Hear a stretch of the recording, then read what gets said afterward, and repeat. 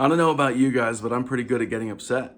It's easy for me. If I'm not consciously focusing my energy, my mindset, my feelings, if I'm not being conscious with my reality, what's happening, it's real easy. My ego gets offended, something hits me, something triggers me. And without maybe a conscious grasp on life, we all live in this upset state often, just little things get us going. Somebody cuts us off in traffic, or doesn't we don't feel respected, or we don't feel heard, and we get worked up. And what happens when we're getting upset? We have an old memory of pain somewhere in our body. We have that memory of a past experience where a context we weren't heard, or the thing reminded us of a past thing, or maybe relationship hurts, or whatever it is. Something in our past has conditioned our nervous system that when we feel this particular energy of context, then prepare yourself, get ready, and then you get upset. So your nervous system kicks up and it says, okay, get ready for this future thing. And then you feel this upset feeling. Now, here's the trick in humanity that we bypass often is we have that upset feeling, and instead of saying, why am I upset? We say, why are you making me upset?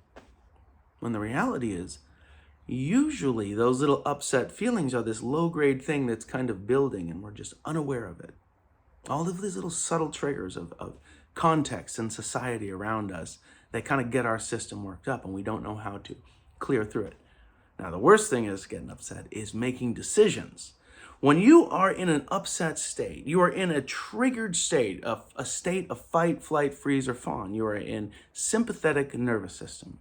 It is a protection state of your nervous system. It's how you get out of danger. It's how you protect yourself. It's how you avoid heat, right? You get close to something hot. Your arm gets close to the stove, and maybe you're not burning it, but you feel it there, and your arm will naturally pull away. You don't have to think about it. It's like this memory in you, subconscious memory. So when we make decisions in an upset state, in anger and being frustrated, we are making decisions kind of in this subconscious state. We're not actually processing the information. We are just averting danger. We are pulling away from the heat. We distance ourselves in a relationship because it's scary. We pull away. We've been hurt before. And so very often we make decisions, or maybe we lash out. Maybe that's more of a flee response, but think of those protection responses, the fight response. Maybe we lash out, and we blame it on the other person, something that we're feeling.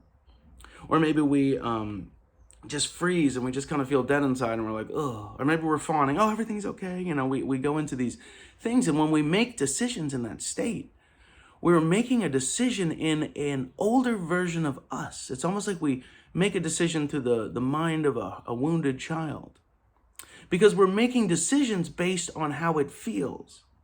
And if it feels like the state of trauma or nervous system dysregulation that I experienced as a child, then the only emotional sets I have to work with, my only conscious emotional sets or subconscious emotional sets, are those of the child.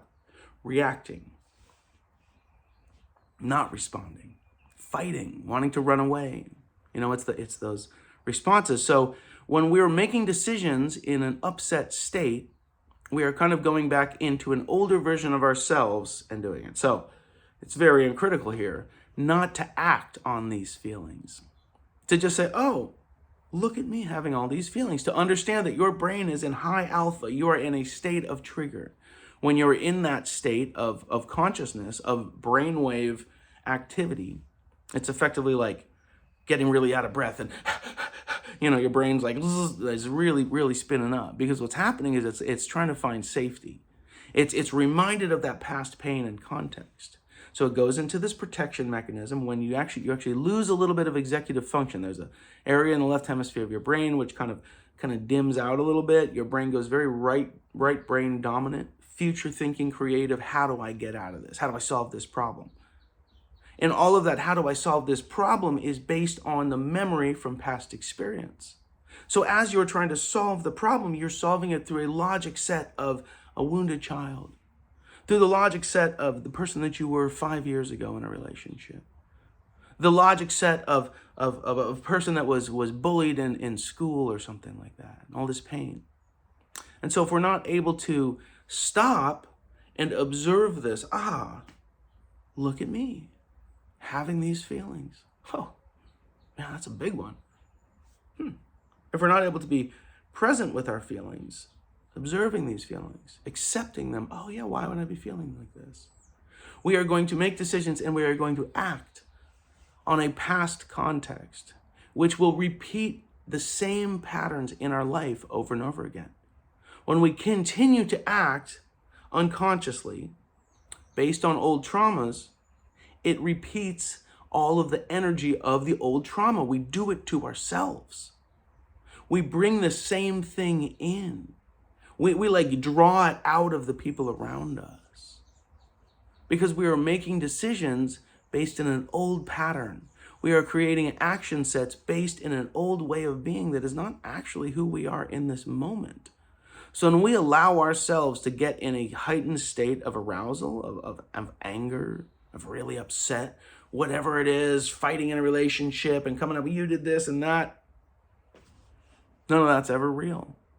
If there is no ease in your body as you're feeling through something, how does this feel to me? If there is no simple like, yeah, this feels like shit, but I'm at ease with this, what am I going to do to make a decision about this? And just really follow like what feels correct in your heart. Like you're not processing it very cleanly. You're processing it through old emotional sets. If you feel that, and then you're like, I have to do this, and you feel that kind of decision making, just know that you are making it through the lens of an older understanding of the world. And it is not accurate with your current situation. It will come up with all sorts of logical fallacies in why things the way they are. And that's why relationship, like arguments and things, never make sense. Because it's always based in some false meta logic of the original feeling set that you learned. If any of this resonates and you want to get past this stuff, you want to learn how to unpack these old traumas and dramas and wounds and things like that, and learn literally a new way to feel about life in any given context, please do sign up for an emotional alchemy session or a guidance call. You can find me on my website, danieltyack.com, and you can get set up there. It is the work we do, walking people through the emotional upheaval, helping you sort out those old stories and come to a space of peace and center in your existence.